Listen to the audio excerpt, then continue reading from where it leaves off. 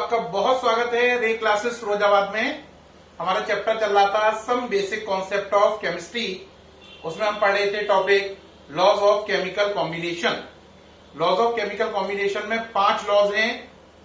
पहला लॉ है law of conservation of mass, दूसरा लॉ है लॉ ऑफ कांस्टेंट कंपोजिशन या डेफिनेट प्रोपोर्शन, तीसरा लॉ है लॉ ऑफ मल्टीपल प्रोपोर्शन, चौथा लॉ है लॉ ऑफ रेसिप्रोकल प्रोपोर्शन, पांचवा और लास्ट लॉ है Gay Lussac law of combining volume. आज इस वीडियो में हम पांचवा लॉ पढ़ेंगे डिटेल में, यानी कि गैलुजक लॉ ऑफ कंबाइनिंग वॉल्यूम। ये लॉ गैलुजक ने ईयर 1808 यानी सन 1808 में दिया था। ठीक है, इसमें इन्होंने क्या कहा था, देखिए जरा। इसमें इन्होंने कहा व्हेन गैसेस रिएक्ट टुगेदर, जब गैसें आपस में रिएक्शन करें, then the volume of reactant gases as well as product if gases bear a simple whole number ratio provided all gases are at same temperature and pressure. पढ़े इसे ध्यान से, क्या कहा इन्होंने।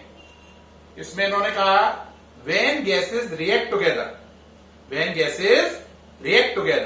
then the volume of reactant gases as well as product if gases bear a simple whole number ratio provided all the gases are at same temperature and pressure। इसका मतलब क्या हुआ, उन्होंने कहा जब गैसें आपस में रिएक्शन करें, रिएक्टेंट भी गैसें हों, उनसे जो प्रोडक्ट बने वो भी गैस हो, तो उनके वॉल्यूम का रेशियो होल नंबर होगा, जबकि सभी गैसें सेम टेम्परेचर और प्रेशर पर मेंटेन की गई है।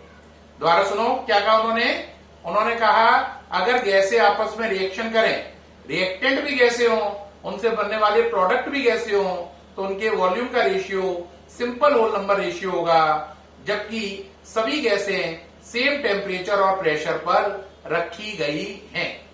आप कहोगे इसका और क्लियर करिए सर। एग्जाम्पल लेते हैं, देखो सामने से हट गया हूं, आप पहले डेफिनेशन लिख लें जरा। उम्मीद है आपने लिख लिया डेफिनेशन। शुरू करें, अब एग्जाम्पल देखें जरा। इसमें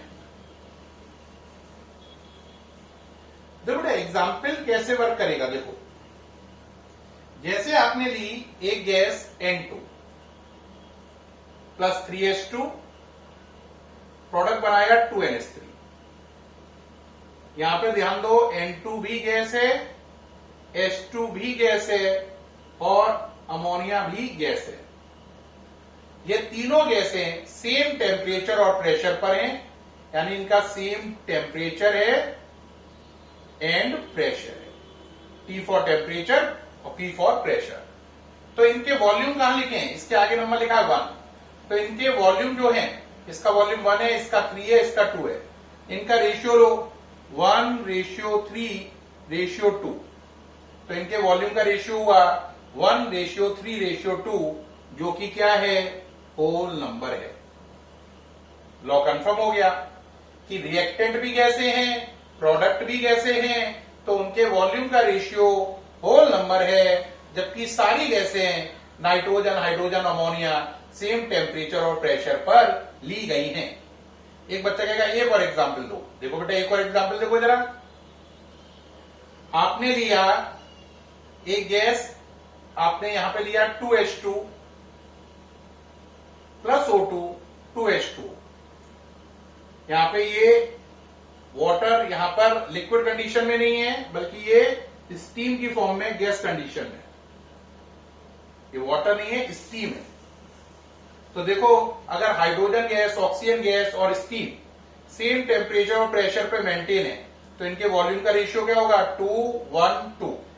तो इनके वॉल्यूम का रेशियो होगा 2:1:2, और ये रेशियो क्या है, आंसर होल नंबर है। क्या है, होल नंबर है। अब आप कहोगे सर ये लॉ तो बड़ा सरल है, ये तो 1 सेकंड में ही समझ में आ रहा है, आप इस पर कुछ थोड़ा सा डिटेल और बताएं जिससे हमें और क्लैरिटी आए। तो इस पे बेटे एक आध क्वेश्चन करते हैं, ऐसा क्वेश्चन जो IIT में भी पूछा गया है और NCERT में भी, है ना। उसके हिसाब से थोड़ा सा कॉन्सेप्ट को और क्लियर करते हैं। देखें, मान लीजिए उन्होंने रिएक्शन दी आपको, उन्हें कहा N2 plus 3H2 equal to 2NH3। ठीक, अब वो आपसे कह रहा है कि अगर N2 का वॉल्यूम थोड़ी देर के लिए, मान लीजिए N2 का वॉल्यूम 60 ml है, कितना है?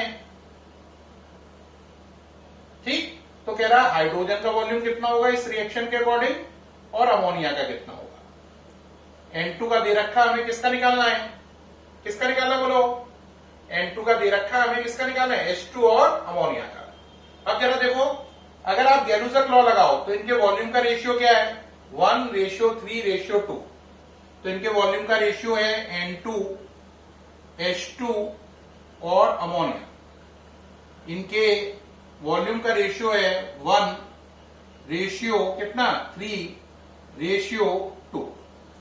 अब क्वेश्चन के अकॉर्डिंग N2 कितनी है? 60। अब यहां पे सोचो ये कितनी होगी? ये 1 है तो ये 3 है, यानी N2 से H2 की अमाउंट 3 गुनी होनी चाहिए। ये 1 तो ये 3। अब ये 60 है तो इसे कितना होना चाहिए बोलो? आंसर 180 होना चाहिए, क्योंकि 1 का 3 करना है तो 60 का 3 टाइम कितना हुआ? 180। तो इसका मतलब H2 की अमाउंट कितनी हो गई? 180 ml। एक बच्चा कहेगा वेरी गुड सर, ये तो बड़ा अच्छा काम हुआ, इससे हमने ये मालूम था ये 60 है तो ये 180 हो गया। हाँ बिल्कुल सही। अब आप कहोगे सर अमोनिया बताओ, मैं कहूंगा इनका रेशियो देखो, ये 1 है तो ये 2 है, ये 1 है तो ये 2 है। अगर ये 60 है तो बताओ ये कितना होगा? उसका डबल 120। 1 का 2 हो रहा है तो 60 का कितना होगा? 120। तो इसका मतलब इसका वॉल्यूम कितना हो गया? 120 ml। तो जब N2 का वॉल्यूम 60 ml है तो हाइड्रोजन और अमोनिया का वॉल्यूम 180 ml और 120 ml होगा। अब ये जानकारी हमें कहां से मिली? ये हमें मिली गैलुजक लॉ ऑफ कंबाइनिंग वॉल्यूम से। एक और एग्जांपल देखो जरा, एक इक्वेशन ली हमने, H2 प्लस I2 2HI। अब क्वेश्चन में कह रहा है I2 जो है इसका वॉल्यूम 100 ml है, कह रहा है H2 का वॉल्यूम बताओ कितना होगा और HI का बताओ। अब प्यार बच्चों आपकी बारी है, बोलो कैसे करोगे? कहोगे क्या खास बात है सर, गैलुजक लॉ लगाओ, इनका रेशियो क्या है? 1:1:2। हम लिख देंगे H2, I2 और HI, इन तीनों का रेशियो क्या है बोलो? 1:1:2। अब आपको I2 कितनी दे रखी है? 100, तो उसके नीचे 100 लिख लो। अब देखो इन दोनों का रेशियो क्या है? 1:1। अगर ये 1 है तो ये 1 है, ये 100 है तो ये भी 100 होगी। तो इसका आंसर हो गया 100 ml। अब जरा देखो इसका रेशियो कितना है? ये 1 है तो ये 2 है, यानी I2 से HI डबल है, 2 लिखा है ना, तो जितना I2 होगा HI उससे डबल होगा। तो अगर ये 100 है तो 100 का डबल ये कितना होगा? 200। तो इसका आंसर हो गया 200 ml। ये दोनों न्यूमेरिकल मैंने आपको बताए, इन दोनों न्यूमेरिकल से आपको उम्मीद है Gay Lussac law of combining volume की डेफिनेशन है ना, और आपको इसका कॉन्सेप्ट, इसमें उन्होंने क्या कहा, ये दोनों न्यूमेरिकल से आपको समझ में आ गया होगा। ठीक है, ये लॉ गैलुजक ने दिया था 1808 में। क्या कहा इन्होंने कि अगर गैसें आपस में रिएक्शन करें तो रिएक्टेंट गैसेस और प्रोडक्ट अगर वो भी गैसेस हैं तो उनके वॉल्यूम में जो रेशियो होगा वो सिंपल होल नंबर होगा, जबकि सभी रिएक्टेंट प्रोडक्ट गैसेस एक ही टेम्परेचर और प्रेशर पर मेंटेन की गई है।